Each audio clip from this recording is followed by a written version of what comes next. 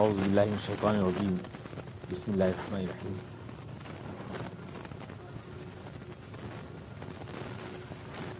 وعد اللہ الذین آمنوا منکم وعملوا الصالحات لیستخلفنہم فی الارض کما استخلف الذین من قبلہم وليمكنن لهم دينهم الذي ارتضى لهم وليبدلنهم من بعد خوفهم امنا يعبدونني لا يشركون بي شيئا ومن كفر بعد ذلك فاولئك هم الفاسقون. صدق اللہ. اللہ تعالیٰ تم سے جو ایمان والے ہیں اور جو اچھے عمل والے ہیں وعدہ کرتا ہے کہ وہ ان کو زمین میں سرزمین میں خلافت ادا فرمائے گا جیسا کہ اس سے پہلے قوم کو بھی اس نے عطا کی تھی، اور ان کے دین کو جس کو اس نے ان کے لیے پسند کیا ہے جما دے گا، اور آج جس خوف کے عالم میں وہ جی رہے ہیں اس کو وہ امن سے بدل دے گا. پھر وہ میری ہی عبادت کریں گے اور میرے ساتھ کسی کو شریک نہ کریں گے. اور اس وعدے کے بعد بھی جو ناشکری کرتا ہے تو ایسے لوگ میری اطاعت سے نکل جانے والے لوگ. قرآن کریم کی آیت کئی ہفتے سے چل رہی ہے اور آج میں چاہتا ہوں کہ بہت سے آگے بڑھوں. یہ بات جو ادھوری رہ گئی تھی اس کو پورا کر لوں. میں نے کیا تھا کہ وعدہ جو ہے غلبے کا اسلام سے اور مسلمانوں سے دو شرطوں کے ساتھ، ایک تو ایمان ہے اور ایک عمل کا. اور وعدہ یہ ملت یعنی مسلمان کا ویسے مسلمان پہ نہیں ہے بلکہ اس حیثیت سے وہ اسلام کی ترجمان غلبے کا وعدہ کرتا ہے. اس آیت کو ہم بہتر طور پہ سمجھ سکتے ہیں کیونکہ اس میں بنی اسرائیل کا حوالہ دیا گیا ہے کہ جیسے اس سے پہلے بھی قوم کو اللہ تعالیٰ یہ مقام دے چکا ہے، تو اس آیت کو ہم بہتر طور سے بنی اسرائیل کی تاریخ کے حوالے سے بھی سمجھ سکتے ہیں. آج تھوڑا میرے منہ میں تکلیف ہے اس لیے آواز ہوگا کمزوری. بنی اسرائیل کی تاریخ کے حوالے سے ہم سمجھ سکتے ہیں اس آیت. اور سورہ صف جو اس کے ساتھ آیت اس کی تفسیر کرتی ہے اس کے حوالے سے بھی، اور اس کا شان نزول جو ہے یعنی غزوہ احزاب کے بعد جیسے میں نے آپ سے عرض کیا تھا یہ آیت نازل ہوئی. تو غزوہ احزاب میں یہ ہوا تھا کہ مسلمانوں کے خلاف حضور کے خلاف تمام جتنے بھی دشمن تھے اکٹھے ہو کے آ گئے. یہود تھے، غطفان کے قبائل، قریش کے قبائل، سارے کے سارے لوگ اکٹھے ہو کر آ گئے. پوری طاقت متحدہ طاقت اسلام کے خلاف اور مسلمانوں کے خلاف آئی تھی، اور ہر طرح کی تھی. یہ مخالفت احزاب میں ایسا بھی تھی کہ حضور اقدس پر نفسیاتی حملے بھی کیے گئے تھے. اس وقت جو ہے حضور اقدس نے نکاح کیا تھا جناب زینب رضی اللہ عنہا.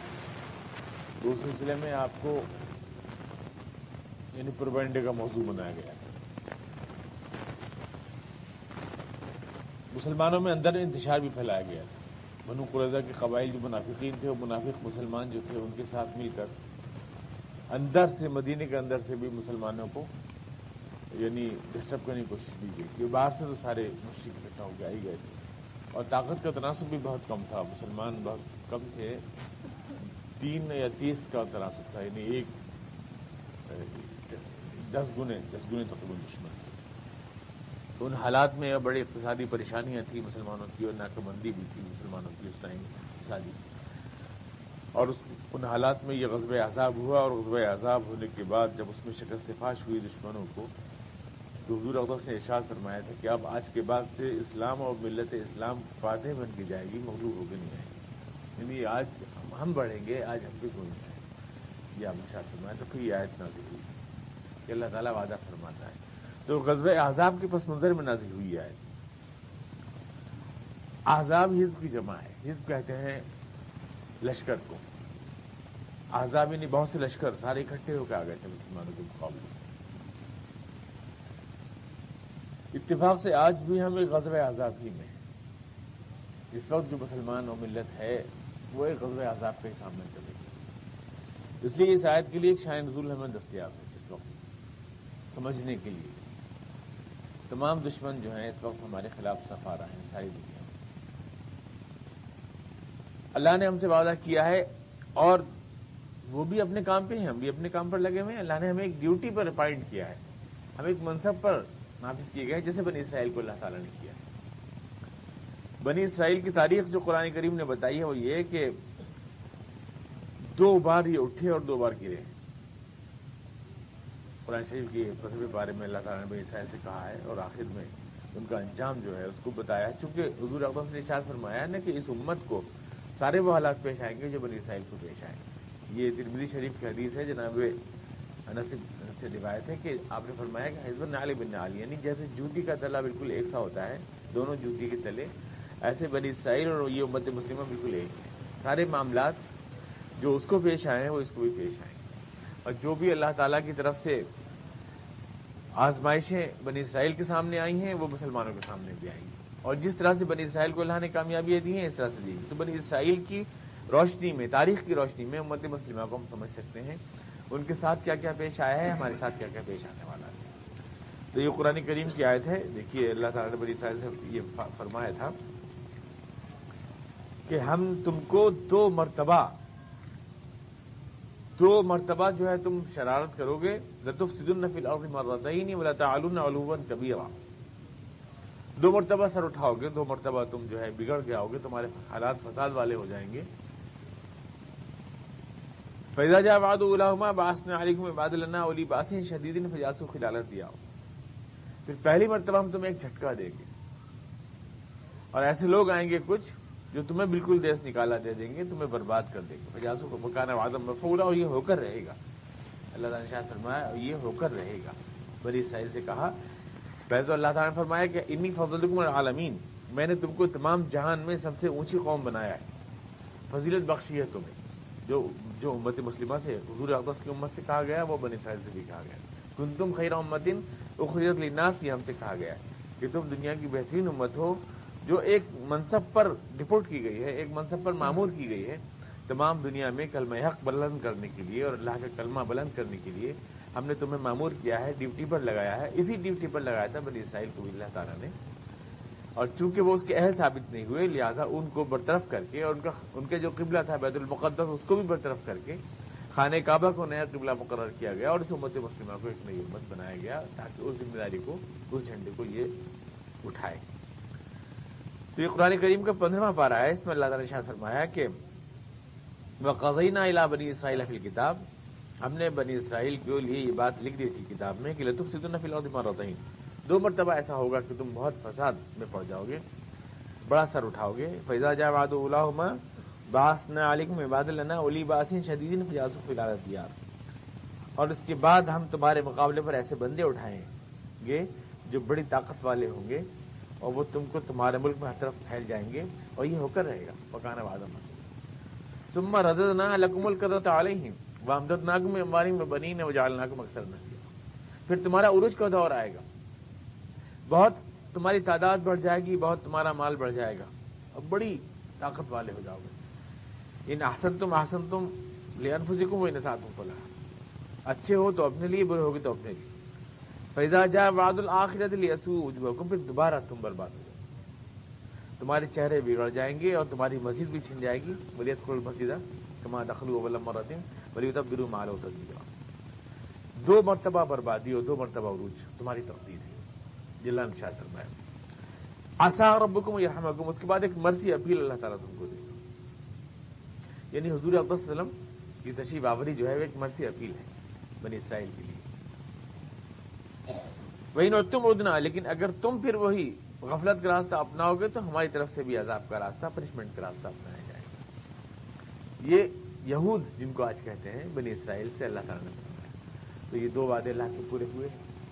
پہلی بات جو ہے بنی اسرائیل برباد ہوئے اہل بابل کے ہاتھوں, پورا سب ان کا پائتخت بھی چھن گیا, نکال دیے گئے فلسطین سے, یروشلم بھی چھن گیا ان کا, آشوریوں کے ہاتھوں سے برباد ہوئے. 6 لاکھ لوگ ایک ہی دن میں قتل ہوئے, اور تمام انہیں اہل قبضہ کر لیا گیا. اس کے بعد پھر ایک عروج کا دور آیا ان کا, کافی عرصے تک ان کی شاندار تاریخ عروج کی رہی بنی اسرائیل. اس کے بعد یہ کلدانیوں کے ہاتھوں, رومیوں کے ہاتھوں برباد ہوئے, اور بری طرح سے تہہ تیغ کیے گئے, اور سب کچھ چھن گیا. بیت المقدس وغیرہ بھی ان کا چھن گیا, بعد میں جناب عمر فاروق رضی اللہ عنہ اور اسلام نے اور مسلمانوں نے ان کو بیت المقدس واپس کیا. ان کے صدقے میں یہ گویا اس دور میں ان کو ملا, سارے حقوق بحال کیے گئے. تو 2 مرتبہ توحہ برباد ہوئی. اب اللہ تبارک تعالیٰ اگر بنی اسرائیل کی سے ہم کو جو ہے مشابہ دے رہا ہے, اس کا مطلب یہ کہ یہ 2 مرتبہ عروج 2 مرتبہ زوال ہمارے تاریخ میں بھی پیش آنا ہے.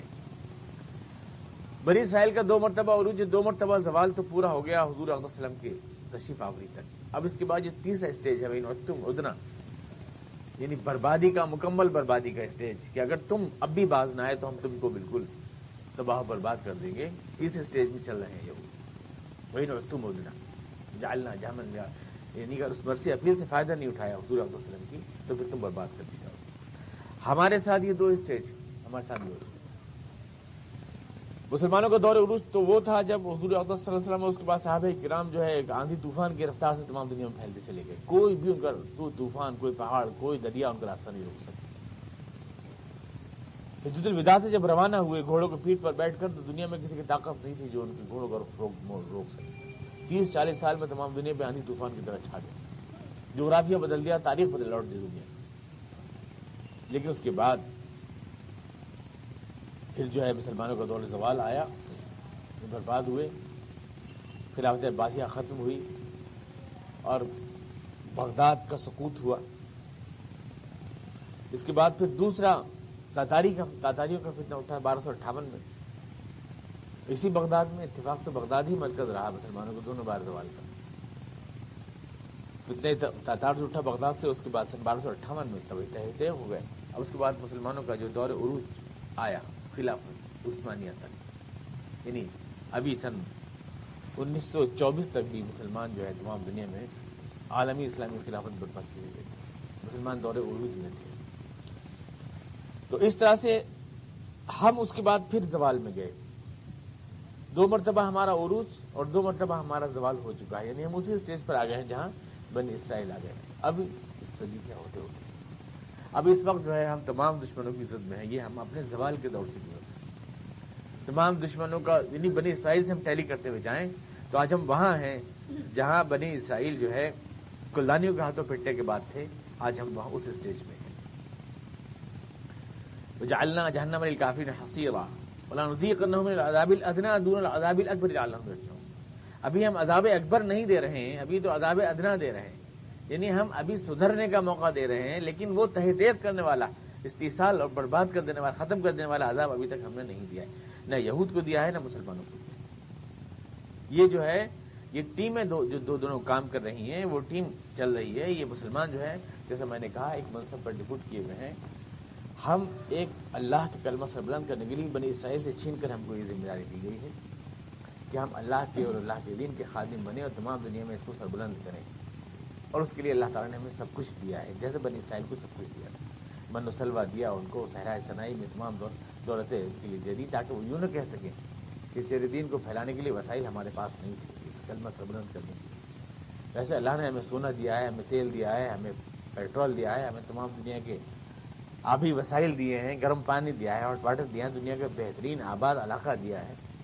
ہم اللہ سے یہ نہیں کہہ سکتے کہ ہمارے پاس اس منصب کو ادا کرنے کے لیے وسائل نہیں, ریسورسز نہیں. ہم یہ نہیں کہہ سکتے. اب اس کے بعد بھی اگر ہم اس ذمہ داری کو ادا نہیں کرتے ہیں تو حقیقت میں جو سزا ہمیں مل رہی ہے وہ ہمارے جرم سے بہت کم ہے, کیونکہ اللہ کی طرف سے حجت تمام ہے. اللہ نے سب کچھ عطا کیا ہے. ہمارے پاس کیا عددی طاقت نہیں ہے, ہمارے پاس کیا ملک نہیں ہے, ہمارے پاس کیا سونا چاندی اور دولت کے ذخائر نہیں ہیں. کون سی شے ہمارے پاس نہیں اس کی ہم اللہ تعالیٰ سے شکایت کرتے ہیں. اللہ کی طرف سے جو ہے ہمیں دینے میں کوئی کمی نہیں. دنیا جن چیزوں کو ترستی ہے وہ سب اللہ نے ہمیں دل کھول کے دی, سب کچھ ہمیں ادا کیا ہے. اب اگر ہم اپنی ڈیوٹی نہیں ادا کرتے ہیں تو ہم جتنی بھی سخت سزا پائیں کم. اللہ کی طرف سے جتنا بھی سخت پنشمنٹ ہم کو ملے وہ کم ہے.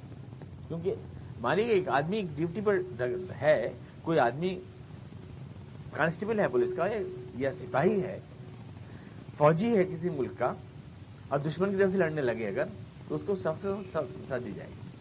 سپاہی چوری کرنے لگے اگر تو ظاہر بات ہے کہ وہ کسی معافی کا مستحق نہیں ہے. ڈاکٹر جو ہے اگر تعاون کی دوا بانٹنے لگے اور تعاون پھیلانے لگے تو ظاہر ہے کہ وہ کوئی انعام نہیں ملے گا اس کو محکمہ صحت کی طرف سے. تو ہم اگر ایک منصب پر معمور کیے گئے ہیں اور ہم اس کو نہیں ادا کر رہے ہیں تو ہم تو بڑی سزا کے مستحق ہیں, اور اللہ تعالیٰ نہیں دے رہا اگر ہمیں, تو یہ کرم ایک مرثی اپیل ہے, اللہ کے رسول کا صدقہ ہو سکتا ہے جو ہے, یعنی اگر ہمارا وجود برقرار ہے اور اللہ تعالیٰ اگر شاخ کو ہری رکھے ہوئے تو شاید اس میں نئی کوبلیں پھوٹنے والی ہیں, اس لیے اللہ تعالیٰ اس کو ہری رکھے, ورنہ مستحق تو اس کے تھے کہ عذاب اکبر ہمیں دیا جاتا, یعنی ہمارا استحصال کر دیا جاتا, ہمارا قلع قوما. لیکن حالات کی ترتیب سے ایسا لگتا ہے کہ اللہ تعالیٰ ایک بار ہم کو وہ عذاب اکبر ان یہود کے ہاں سے نہ دلوائے کہیں, کیونکہ پچھلی قوم جو ہے اس کے ہاتھ سے حزب النعل بالنعل, اس کے ہاتھ سے مسلمانوں کو, جیسا کہ یہود کو اللہ تعالیٰ نے اس دور میں تم ادنا کے تحت اللہ تعالیٰ نے اس دور میں, آپ دیکھیں کہ ابھی دوسری جنگ عظیم کے بعد بھی ہٹلر نے جو ہے گیس چیمبر بنا کے کروڑوں لاکھوں کی تعداد میں ان یہودیوں کو ایسے ڈالے جاتے تھے, یہ پٹوں کے اوپر لاشیں کی جاتی تھیں اور اس کے بعد کاٹ کے کترا گھر کے کی اور ان کا اس کو جو ہے یعنی پورا ایک کولتار بنا کے نکال دیا جاتا تھا. گیس چیمبر بنائے گئے تھے, بہت بڑی تعداد ان کی 50% سے زیادہ جو ہے تباہ برباد ہو گئی. تو وہ تباہی جو اس لاسٹ اسٹیج میں ان کے اوپر آ رہی ہے وہ اللہ تعالیٰ کے ارشاد کے مطابق, تو وہی منصب وہی ذمہ داری جب ہمیں دی گئی ہے تو یہ سارے مراحل ہمارے پر بھی آنے ہیں. اگر ہم یعنی ایک خطرناک بات ہے یہ, لیکن حضور اقدس کے ارشادات کی روشنی میں, قرآن کریم کی آیت کی روشنی میں یہ امت جو ہے اپنے آپ کو اس وقت اللہ کی ناراضگی کا مستحق بنا چکی ہے, اللہ کی رضامندی کا نہیں. پوری دنیا میں ہمارے حکمرانوں کا کردار تمام دنیا میں دیکھ لیں, پوری دنیا میں ہمارے جو حکمران ہیں جو ہمارے دلوں پہ راج کرتے ہیں وہ دوسروں کی غلامی کرتے ہیں, دوسروں کے غلام ہیں, وہ ہمارے نمائندے نہیں ہیں, وہ دوسروں کے نمائندے ہیں. ان کے کوئی خاص فرق نہیں پڑا. صدام حسین صاحب عراق سے چلے گئے تو کیا فرق پڑ گیا؟ مان لیجیے کوئی بھی حکومت آ گئی وہاں کٹ پتلی عراق میں امریکہ کی, تو کیا یہ واقعہ اس سے پہلے نہیں ہو چکا پورے گلف میں؟ یہی تو ہوگا کہ ایک کٹ پتلی حکومت آ کر امریکہ کے مفادات کے تحت جو ہے وہاں کا تیل بیچے گی, تو یہ واقعہ بہت دن سے ہو رہا ہے گلف میں, یہ واقعہ بہت دن سے ہو رہا ہے.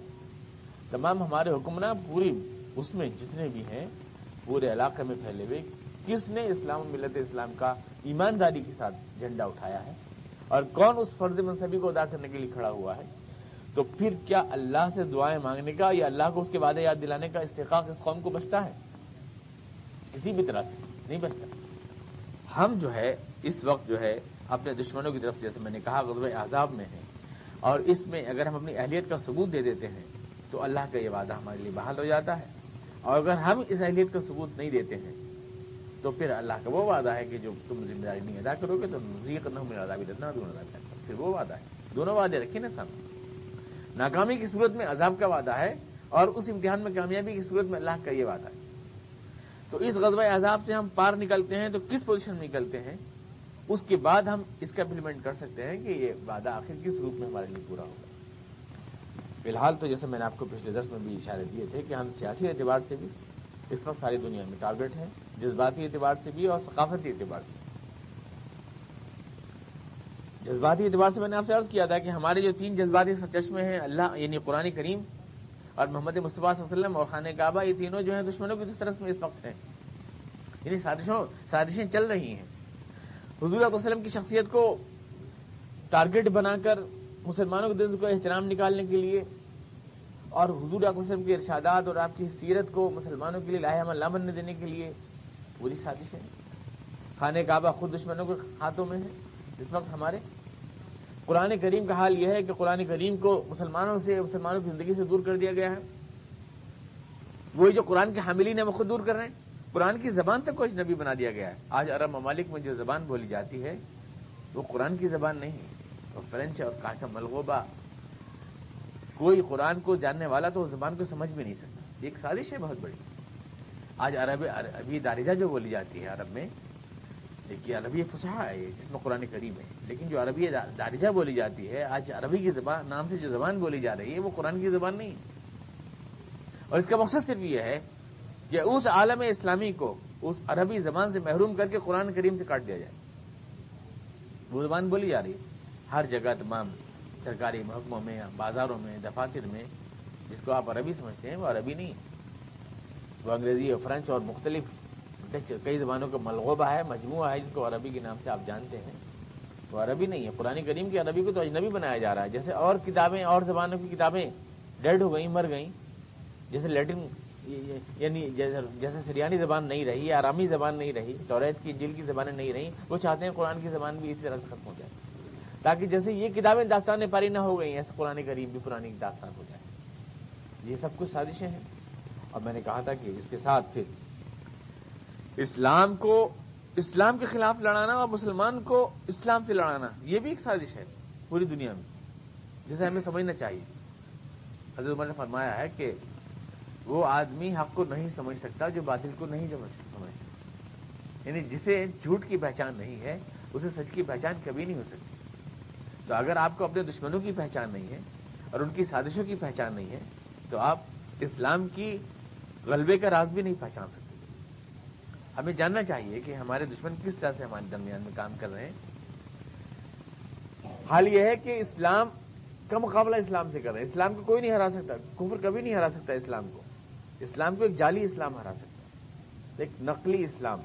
آج تمام باطل نظریات کے اوپر ہمارے ہاں ایک پوری ٹیم موجود ہے علماء کرام کی، جو تمام باطل نظریات کے اوپر قرآن کریم کی آیتیں چپکاتی ہے۔ ہر چیز کے لیے جسٹیفیکیشن مل جاتا ہے قرآن کریم سے اور حدیث سے۔ ہمارے ہاں جو ہے یہ ہوا کہ تمام جو نظام دنیا میں چل رہے ہیں ان سب کے لیے دلائل ہمارے لوگ فراہم کرنے میں لگے ہوئے۔ جو سچے اسلام کو، قرآن کو پیش کرنے والے ہیں وہ تو فتووں کی زد میں ہیں، ان کو تو بیچاروں کو نکلنا ہی مشکل ہے، لیکن جو اسلام کو دھڑے ہاتھوں منڈی میں بیچ رہے ہیں ان کی چاندی ہے تمام دنیا میں۔ اسلام کو اسلام سے، اب معتدل اسلام کے نام سے، ہمارے وحید الدین خان صاحب کے اسلام کے نام سے اسلام کا مقابلہ اسلام سے نہیں کرایا جا رہا ہے۔ اسرار صاحب جیسے لوگ بیچارے جو اسلام کی سچی تعبیر پیش کرتے ہیں، جوتی چٹکھاتے پھرتے ہیں، کوئی پوچھتا نہیں انہیں۔ گٹھے کا بیامہ ململ کے کرتا پہنے پھرے، کوئی پوچھتا نہیں ان کو۔ لیکن جب اسلام کو قابل فروخت منڈی میں بنا کے لے آئے تو شالیں ہیں اور انعام ہیں اور کاریں ہیں اور ہوائی جہاز ہیں اور بڑے بڑے دورے ہیں اور اعزازات ہیں، سب کچھ ہے۔ زمین کو بیچیے تو سب کچھ ہے، ساری کچھ ہے، سب کچھ مل رہا ہے۔ تو یہ ہے اسلام کو اسلام سے لڑانا، یعنی ایک جعلی اسلام، نقلی اسلام، جس میں الفاظ اسلام کے ہوں لیکن اسلام کی اسپرٹ نہ ہو۔ ایک تو سازش یہ ہے تمام جو چل رہی ہے۔ اور پھر اسلام کے اندر سے روح کھینچ لو، جو مقاومت کی ہے، جو مقابلے کی اسپرٹ ہے وہ کھینچ لو، ایک سازش یہ ہے۔ پھر مسلمان کو مسلمان سے لڑنے کی سازش ہے تمام دنیا میں۔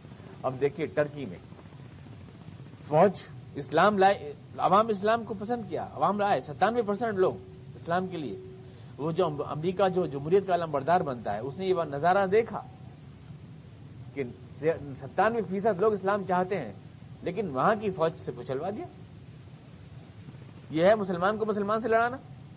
الجزائر میں ٹھیک یہی ہوا کہ وہاں پر جو ہے 2/3 میجورٹی کے ساتھ اسلام کو لوگوں نے، وہ اسلامی پارٹیوں کو آگے بڑھایا، وہاں بھی فوج نے کچل دیا، اسلامی فوج نے۔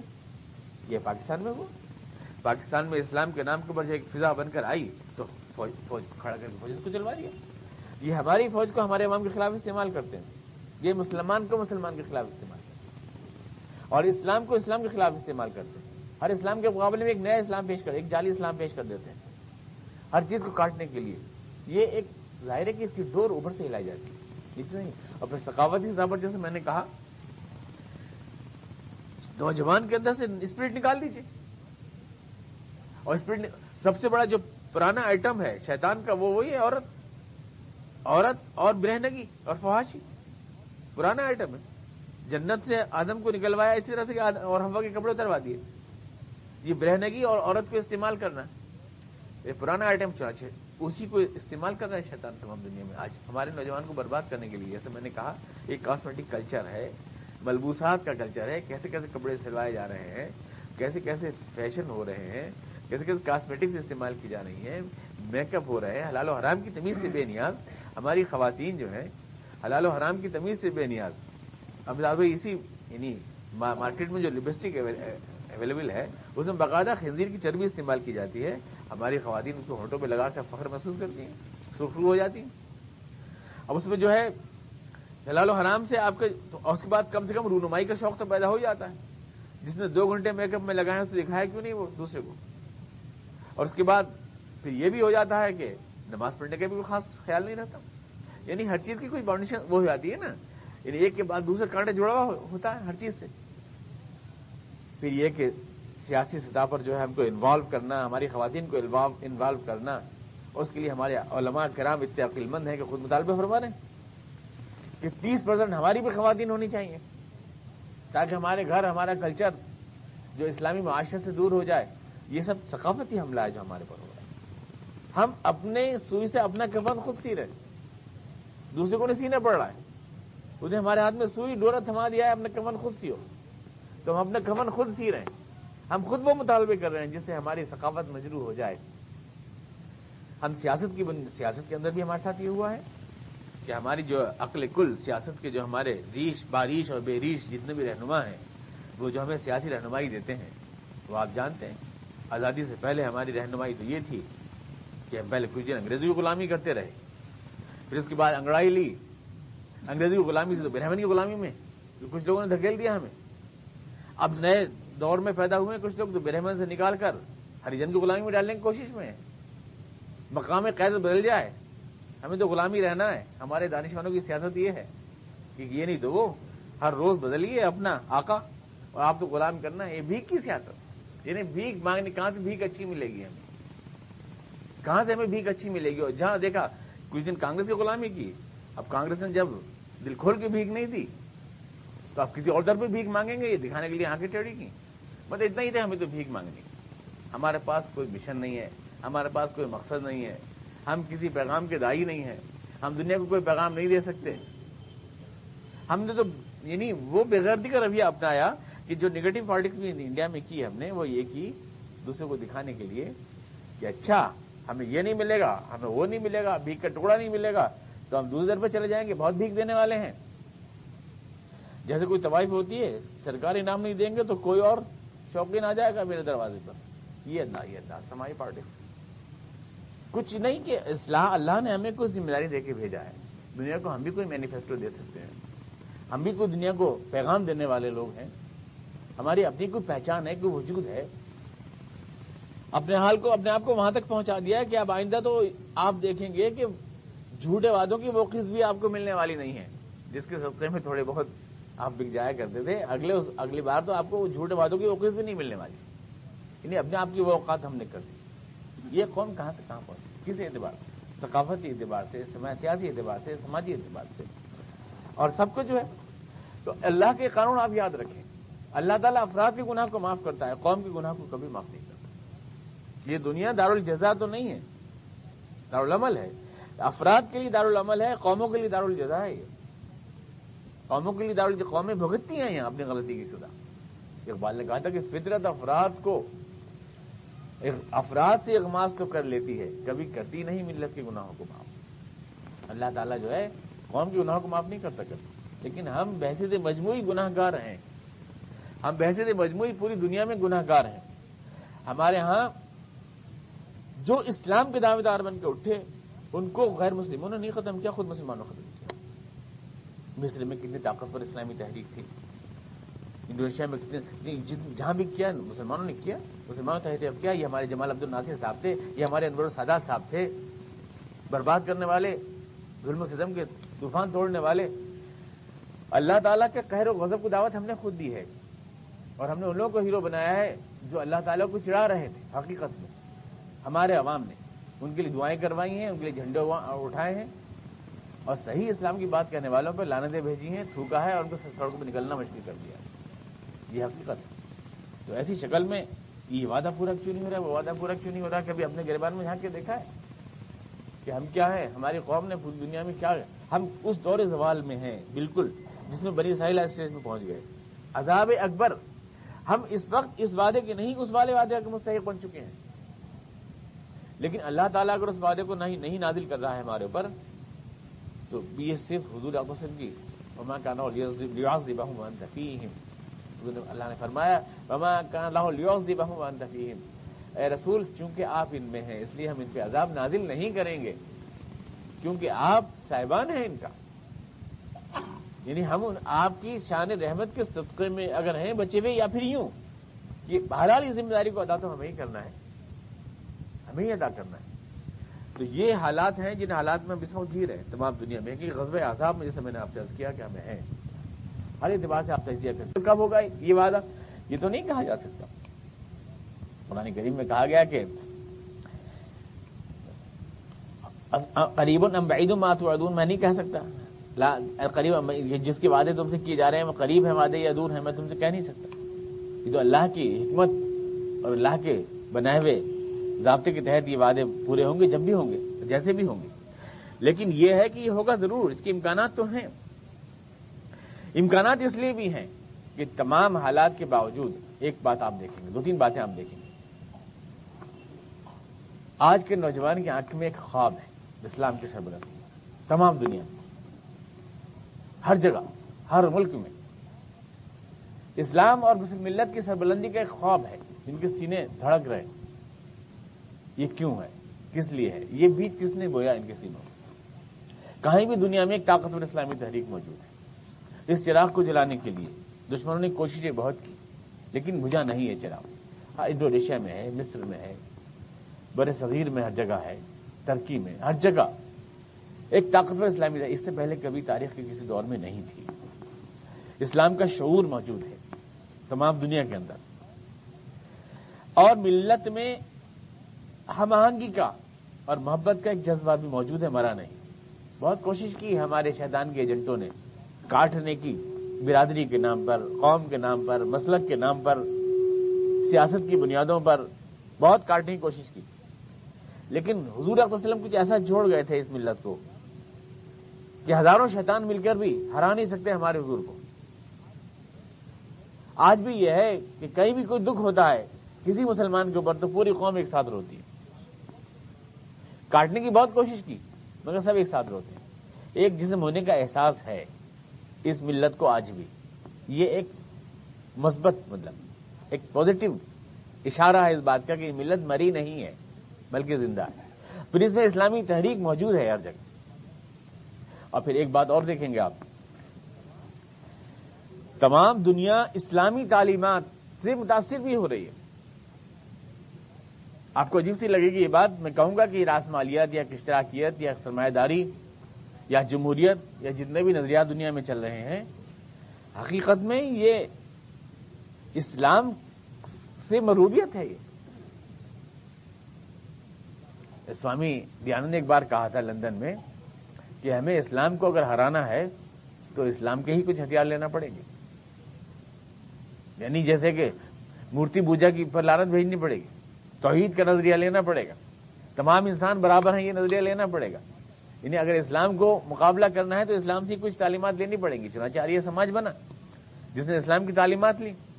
ایک ایسا خدا جو نظر نہیں آتا، تمام انسان برابر ہیں، ذات پات نہیں ہے، یہ سب چیزیں اسلام سے لی، کیونکہ جانتے ہیں کہ اسلام کا مقابلہ، حق کا مقابلہ تو حق سے ہی ہو سکتا ہے، باطل کو ہرا نہیں سکتا. تو یہ تمام جو چیزیں دنیا میں آپ دیکھ رہے ہیں نا، کہ کمیونزم نے کہا کہ سارے انسان مساوات ہے، جمہوریت نے کہا کہ سب کو مشورہ دینے کا حق ہے، یا کیپٹلزم نے کہا کہ بھائی ہر آدمی کو اپنی محنت کی کمائی کھانے کا حق ہے. سارے انسانوں میں برابر کا نظریہ، یا یہ اینٹ پتھر کے خداؤں کو نہ ماننے کا نظریہ، یا معقولیت یا ریشنلزم جو سوچ سمجھ کر عقل کو کام میں لانے کی بات، یا توحید کی بات جو دنیا میں آج ہے کہیں بھی، تو یہ اثر ہے اسلام کا. یہ اسلام نے سکھایا کہ اللہ ایک ہے، یہ اسلام نے سکھایا کہ دنیا ایک ہے، انسان سارے برابر ہیں، کوئی اونچ نیچ نہیں ہوتا. اسلام کی تعلیمات تھیں یہ کہ سب مفادات میں، معاشی مفادات میں برابر کے شریک ہیں، کہ مزدور کا پسینہ خشک ہونے سے پہلے اس کی مزدوری دے دینی چاہیے، کہ اجیر جو ہے، مزدور جو ہے وہ اللہ کا حبیب ہے. یہ اسلام کی تعلیمات تھیں، اور ان کو لوگوں نے غلط طریقے سے انٹرپریٹ کر کے اس کو کمیونزم بنا لیا، یہ ڈیموکریسی بنا لیا، یہ کچھ بنا لیا. حقیقت میں یہ اس کی غلط تعبیریں ہیں، ہے جھجکتا اسلام کی طرف بڑھتے ہوئے قدم. اور آج جو یہ سودا کہیں یہاں کمیونزم کے نام سے پھوٹ رہا ہے، اور کہیں سیکولرزم کے نام سے پھوٹ رہا ہے مثال کے طور پر، اور کہیں جمہوریت کے نام سے پھوٹ رہا ہے غلط روپ میں، یہی سب مل کر جب سوتے ایک بنیں گے تو یہی اسلام کا دھارا بن جائیں گے. یہی سوتے، یہ جو ذہن جھجکتا ہوا معقولیت کی طرف جا رہا ہے. اب آدمی نہیں جا رہا، پیڑوں کو نہیں پوج رہا، جانوروں کو نہیں پوج رہا، آدمی کو بھوت پریت جنات ان باتوں پہ، یعنی بھوت پریتوں پہ، ان چیزوں پہ آدمی یا دیو مالاؤں پہ یقین نہیں کر رہا. ہر آدمی انالیسس کر رہا ہے، آدمی میں اسپرٹ آف انکوائری پیدا ہوئی. کس نے؟ اسلام نے دی ہے. یہ سورج، یہ چاند، تحقیق ہو رہی ہے آج اس کو ماتا نہیں مان رہا کوئی. ورنہ ابھی تک تو چیچک کو بھی ماتا کہتے تھے لوگ. یہ تو اسلام نے سکھایا, کوئی ماتا واتا نہیں ہے. بلکہ ریسرچ کرو, سخر لکم ما فی السماوات و ما فی الارض. یہ زمین ماتا کہاں سے آئی؟ یہ تو تمہارا پیڑ اگاتی ہے, یہ تو جو ہے تمہاری کھیتی کے کام آتی ہے, ماتا واتا نہیں ہے یہ. ارے ماتا تو بھاگ کے پیشاب کا رسو بیٹھ کے. اور یہ سب ماتا واتا نہیں ہے, کوئی چیز بھی. چیچک بھی ماتا نہیں ہے, اور یہ چندرما بھی ماتا نہیں. اب ماتا ہوتا تو اس پہ جہاز کیسے اتر جاتا جا کے؟ اسلام نے سکھایا ہے سب تمہارے لیے تسخیر کا موضوع ہے, عبادت کا موضوع نہیں ہے. یہ سمندروں میں ڈبکی لگاؤ, یہ آسمانوں میں چھلانگیں لگاؤ, یہ چاند و سورج کو بجاؤ, ستاروں کو تسخیر کرو, یہ سب مخلوق ہیں, اللہ نے تمہارے لیے پیدا کی ہیں. یہ ذہن اسلام نے دیا. یہ بلاک جو تھا, مینٹل بلاک, اسلام نے توڑا. تو یہ جو آج دنیا میں آپ رو دیکھ رہے ہیں, یہ اسلام کی بنائی ہوئی رو ہے. اسلام نہیں کہہ رہے لوگ اس کو, اسلام کا نام نہیں دے رہے, لیکن بڑھتا ہوا اسلام کی طرف ہے یہ. تو پورا یہ سوچ کا جو دھارا بدل رہا ہے اسلام کی بتائی ہوئی ڈائریکشنز کے تحت, یہ بتا رہا ہے کہ ایک دن بالآخر انسان کی سوچ کو پہنچنا وہی ہے, اسلام کی طرف. یہ جھجکتا ہوا اظہار ہے, یہ مسلم قوم کی جو تیاری ہے یہ ساری, اور یہ مسلم عوام کے اندر جو ذہنی بیداری ہے, یہ بتا رہی ہے ہمیں کہ اسلام کا مستقبل روشن ہے. اور اس کی سرزمین کون سی ہوگی اور اس کی شکل کیا ہوگی, اس کے اشارے بھی اللہ کے رسول کے ارشادات میں موجود ہیں. اس کی شکل کیا ہوگی؟ اذان تو یہ ہماری نہیں نا, ابھی 15 منٹ ہیں ہمارے پاس. اب حضور اقدس کی ارشادات ہیں. آپ نے ارشاد فرمایا, قرآن کریم کی میں نے آیت سنائی تھی آپ کو پچھلے ہفتے, یلبسکم شیام و یذیق بعضکم بأس بعض. اللہ تعالیٰ انہیں اپنی آتش رقابت میں جلائے گا. یہ تمہاری دشمن طاقتیں آپس میں خود لڑ جائیں گی, اور یہ خود ایک دوسرے کو. ظاہر ہے کہ آج تمام امریکہ کے معاشی مفادات یہود کے ہاتھ میں ہیں. حدیث پاک میں خبر دی گئی ہے کہ یہود اور عیسائی آپس میں لڑ جائیں گے. جب مسلمان مقابلے میں آئیں گے تو یہود اور عیسائی آپس میں لڑ جائیں گے. حدیث پاک کا حضور نے ارشاد فرمایا. کیوں ہوگا یہ؟ میں سمجھتا ہوں یوں ہوگا یہ کہ آج امریکہ کے سارے مفادات یہود کے ہاتھ میں ہیں, سارے معاشی مفادات. اور ان معاشی مفادات کا ٹکراؤ ایک دن یقیناً انہیں سوچنے میں مجبور کرے گا. یہ چند لاکھ لوگ کیسا بیوقوف بنائے پھرے ہیں پوری دنیا کو. یہ طاقتیں آپس میں خود لڑ جائیں گی. یہ اسلحہ کے تاجر آپس میں خود سوچیں گے بیٹھ کر کہ سارے اس دودھ کا ساری مکھن تو امریکہ ہی لیے جا رہا ہے, سب ڈیٹا ہمارے حصے میں آ رہا ہے صرف. یہ کب تک برداشت کریں گے؟ یہ رال ٹپکانے والے دولت کے اوپر یہ برداشت نہیں کریں گے, آپس میں خود لڑ پڑیں گے. دنیا میں 2 جنگ عظیم پہلی بھی 1914 میں, اور اس کے بعد یہ 1945 تک یہ دو جنگ عظیم لوگ لڑ چکے ہیں. پہلے بھی کروڑوں انسانوں کو خون بہا چکے ہیں, یہ پھر لڑیں گے. اور لڑنے کے بعد ہم نے دیکھا نہیں کہ اس صدی کے اندر 20ویں صدی میں 2 واقعے ہوئے. صدی کے شروع میں 1924 میں اسلامی خلافت ختم ہوئی, لیکن صدی کے آخر میں روس سپر پاور کا خاتمہ ہو گیا. 2 اہم واقعے ہوئے. صدی کی شروعات میں اسلامی خلافت ختم ہوئی, اور صدی کے آخر میں روس کا خاتمہ ہوا. کیوں 21ویں صدی میں امریکہ کا خاتمہ نہیں ہو سکتا؟ کیوں وہ ساری لگتا ایسا ہی ہے. روس کے خاتمے سے 5 سال پہلے کوئی کہنے والا پاگل مانا جاتا اگر کہ روس ختم ہو جائے گا, یہ کہنے والا. لیکن کیسا کولیپس ہو گیا, ایسا بیٹھ گیا, ایسا بلڈنگ بیٹھ جاتی ہے زلزلے کے اندر. تو اس طرح سے یہ جو آپ کو دکھائی دے رہے ہیں بہت خان بہادر بنے ہوئے چودھری, لیکن جب ان کا اکیلا ڈنڈا دنیا میں گھومے گا تو ساری دنیا بے غیرتوں کی دنیا ہے. کیا دنیا میں کوئی ضمیر نہیں جاگے گا؟ کیا دنیا میں اس انٹرنیشنل غنڈہ گردی کے خلاف کوئی محاذ نہیں بنے گا؟ ضرور بنے گا. یہ ہمیشہ جاری نہیں رہ سکتی یہ غنڈہ گردی, اس کا فال ہوگا. یلبسکم شیام و یذیق بعضکم بأس بعض. اسلام و ملت اسلام تو باقی رہے گا, باقی رہے گی, اس لیے کہ وہ فی الحال اس وقت ٹارگٹ وہی ہے. روس کے خاتمے کے بعد انہوں نے مسلمانوں کو تو ٹارگٹ بنایا ہے. روس کے پاس نظریاتی طاقت تھی, اسلام کے پاس بھی نظریاتی طاقت ہے. آج پوری توجہ ادھر ہی ہے, کسی کی طرف نہیں. کیوں؟ آخر اسلام میں کوئی جان ہے تبھی تو ہے. مردہ گھوڑے کے کون لات مارتا ہے؟ اور دوسرے کو توجہ کیوں نہیں دے رہے؟ خالی مسلمانوں میں توجہ کیوں ہے؟ ڈر لگ رہا ہے نا ان سے. وسائل انہیں کے پاس ہیں, طاقت انہیں کے پاس ہے, اس لیے تو ان کے خلاف مورچہ بندی ہے. ورنہ اگر یہ کچھ نہیں تھے تو ان کے خلاف مورچہ بندی کیوں ہوتی؟ تو ایسا لگتا ہے کئی بار کہ جیسے قوم ختم ہو گئی, ہم مسلمان لگ رہے ہیں, بہت دیوار سے لگ گئے جا کر. لیکن 1258 میں جب چنگیز خان نے حملہ کیا تھا تو بھی ہم دیوار سے لگ گئے تھے. ایسا لگتا تھا کہ اس خاک سے کبھی دوبارہ اٹھیں گے نہیں, لیکن اس خاک سے پھر اٹھے. جہاں میں اہل ایمان صورت خورشید جیتے ہیں، ادھر ڈوبے ادھر نکلے، ادھر ڈوبے ادھر نکلے، اقبال نے کہا۔ وقت سے آفتاب ابھرا گیا دورے گراں خوابی۔ تو یہ واقعہ کہاں ہوگا؟ آگے اٹھنے کا واقعہ ہمیں تو لگتا ہے جیسے اقبال علیہ السلام نے فرمایا ہے، اسلامک تھاٹ کتاب ہے، نے کہا کہ یہ واقعہ اسلامی خلافت کے ظہور کا اگر اٹھے گا تو اسی سرزمین سے اس میں آپ رہتے ہیں انشاءاللہ۔ قدرت نے پہلا چانس دیا تھا عربوں کو، عربوں نے گنوا دیا، خلافت عباسیہ۔ دوسرا چانس دیا ترکوں کو، خلافت عثمانیہ۔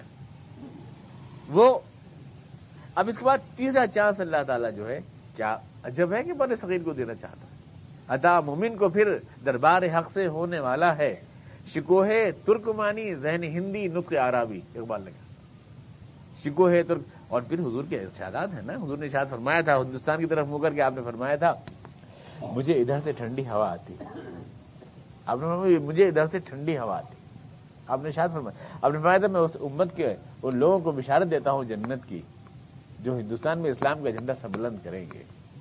بخاری شریف میں یہ باب موجود ہے، ہمارے پاس تو جنت کا ٹکٹ ہے، یعنی حضور نے ہمیں فرمایا مفتاح جنت ہے، میں بشارت دیتا ہوں، اور اتنی اہمیت کے ساتھ آپ فرما رہے ہیں۔ حضرت صوبان کی حدیث ہے، یہ آپ بشارت فرما رہے ہیں، اور پھر آپ ادھر سے ٹھنڈی ہوا آ رہی آپ فرما رہے ہیں، اور پھر آپ فرما رہے ہیں کہ خراسان سے علم اٹھیں گے جن کو کوئی روک نہ پائے گا۔ تو یہ خراسان کی سرزمین یہی تو ہے، بر صغیر کی سرزمین۔ تو یہ ایسا لگتا ہے کہ جیسے آپ یاد کریں گے جب ٹرکی کی اسلامی خلافت منہدم ہوئی تو دنیا میں کوئی نہیں رویا ہندوستانی مسلمانوں کے علاوہ، سب زیادہ آنسو یہاں بہائے گئے سقوط خلافت کے اوپر، اتنے آنسو کہ انڈین نیشنل کانگریس نے بھی ان کو کیش کر لیا۔ مہاتما گاندھی خلافت کا موومنٹ لے کے کھڑے ہو گئے اور ان کے پیچھے سارے یہاں کے ہمارے مولوی ملا لگ لیے ان کے پیچھے، اتنے آنسو بہائے اس قوم نے۔ تو آخر اس قوم کے کوئی خواب کی تلاش ہی تو ہے جو اتنا آنسو بہاتی ہے، اتنا آنسو سبزاد اس نے بہائے، یہ بر صغیر جو قلعہ ہے اسلامی طاقتوں کا۔ تو یہاں ایک اسلام کی مطلب نئی تعبیر کی ضرورت ہے، اس وقت ایک نیا پیغام دینے کی ضرورت ہے مسلمانوں کو، اور میں سمجھتا ہوں کہ مایوسی کی کوئی وجہ نہیں ہے۔ جب تک موجود ہیں ایسے لوگ موجود ہیں، ٹھیک ہے، آج ہم جیسے لوگ بات زیادہ لوگ سنتے نہیں ہیں، زیادہ بھاؤ بھی نہیں ہے، بھاؤ ان لوگوں کو زیادہ جو تعویذ گنڈا کرتے ہیں یا جو کھالے لوٹتے ہیں یا جو رمضان میں رسید بکی لے کے آتے ہیں، وہ کاروں میں گھومتے ہیں، ہم تو پیدل ہی گھومتے ہیں، کوئی پوچھتا نہیں ہے، لٹھے کے بیاہ میں کرتے میں ہی رہتے ہیں، یہ ہماری باتوں کو پوچھتا نہیں ہے۔ لیکن کبھی تو محسوس کریں گے آپ لوگ کہ کتنا فرق ہے کہ یہ کسی کے خلاف کچھ نہیں کہتے، یہ دیوبندی بریلوی نہیں کرتے، یہ صرف اسلام کے غلبے کا ہی خواب دیکھتے ہیں، یہ بدلے میں ہم سے کچھ مانگتے نہیں۔ یہ سارے لوگ دنیا میں پائے جاتے ہیں، پوری دنیا میں یہ گروپ ہے جو اس ملت سے کچھ مانگ نہیں رہا ہے، جو صرف قربانی دے رہا ہے، اور جو دشمنوں کی بھی نگاہیں برداشت کر رہا ہے، اور جو ملت سے بھی کوئی حوصلہ افزائی پا نہیں رہا ہے، سمجھے آپ، کچھ مل نہیں رہا ان کو، ان کے پاس سوائے دولت خلوص کا اور کیا دے رہے ہیں آپ ان کو، ان لوگوں کو؟ وحید الدین خان کروڑوں میں کھیل رہے ہیں، بیچارے اسرار صاحب جو ہیں سلیپر پہنے پھرتے ہیں، کون پوچھ رہا ہے ان کو؟ ایسے لوگ پوچھتا کون ہے؟ ایک طرف سے تو وہ مطلب یہ کہ بادل کی مہربانیوں کا شکار رہتے ہیں، دوسرے ملت کی مہربانیوں کا شکار رہتے ہیں، ادھر فتوے جھیلتے ہیں، کہیں نہیں۔ اگر دنیا میں اللہ کے پاس بھی انہیں کچھ نہ ملے تو بیچارے بالکل گھاٹے میں ہی رہے، دنیا اور آخرت دونوں طرف سے گھاٹے میں رہے، کیونکہ نقلی اور جعلی اسلام کے اندر تو یہاں بھی مزے تھے وہاں بھی مزے تھے، وہاں بھی جنت فٹ تھی یہاں بھی کاریں فٹ تھی، کوئی مسئلہ نہیں تھا۔ اور آپ جو ہے پھکوانے کے لیے اور پانی پڑوانے کے لیے اور لائن لگائے کھڑے تھے حضرتوں کے پاس لوٹے اٹھانے کے لیے، ایسے نقلی لوگوں کے پاس، لیکن سچے اور مخلص لوگوں کے لیے تو آپ کے پاس کچھ تھا نہیں تمام دنیا میں ملت۔ لیکن کبھی تو یہ فرق محسوس ہوگا کہ انہوں نے لڑانے کی کوشش نہیں کی، کہ انہوں نے اسلام کے غلبے کی اور ملت کی بہبودی کی بات کی، کہ انہوں نے اپنے لیے کچھ نہیں مانگا، کہ انہوں نے ہمیشہ ملت کی سربلندی کی دعائیں کی۔ آخر کچھ تو فرق ہے کہ یہ کاروباری لوگ نہیں ہیں۔ کبھی تو آپ کا نوجوان، آپ کا ضمیر، آپ کا دل محسوس کرے گا، یہی احساس ایک طاقتور تحریک کو وجود میں لائے گا۔ نقلی اور اصلی لوگ جو ہیں اپنے آپ برہنہ ہو جائیں گے، کون سچے ہیں اسلام کے لیے اور کون کاروبار کر رہے ہیں اسلام کا۔ یہ جذبہ جب سچائی کے ساتھ ایک بار پیدا ہوگا اور جب آپ اپنے اصلی دوستوں کو پہچان لیں گے تو پھر یہ طاقتور تحریک اس وعدے پر پوری ہوگی جا کر کہ اللہ تعالیٰ آپ کو سربلند فرمائے گا اور مجھے لگتا ہے شاید یہ وہی سرزمین ہوگی، یہی اقبال نے کہا تو صرف یہ کوئی طنز نہیں ہے. وہ اقبال نے کہا تھا نا کہ اے شیخ حرم رسم و رہے خان کہیں چھوڑ، مقصود سمجھ میری نوائے سحری کا. کسی بھی کوئی طنز نہیں ہے، مقصود سمجھ میری نوائے سحری کا. اللہ رکھے تیرے جوانوں کو سلامت، دے ان کو سبق خود شکنی خود نگری کا. تو ان کو سکھا سنگ شکافی کے طریقے، مغرب نے سکھایا انہیں فن شیشہ گری کا. دل توڑ گئی ان کا 2 صدیوں کی غلامی، دارو کوئی سوچ ان کی پریشان ہو گئی. اللہ تعالی ہمیں توفیق عطا فرمائے. اللهم صل على محمد وعلى آل محمد اللهم بارك على محمد ربنا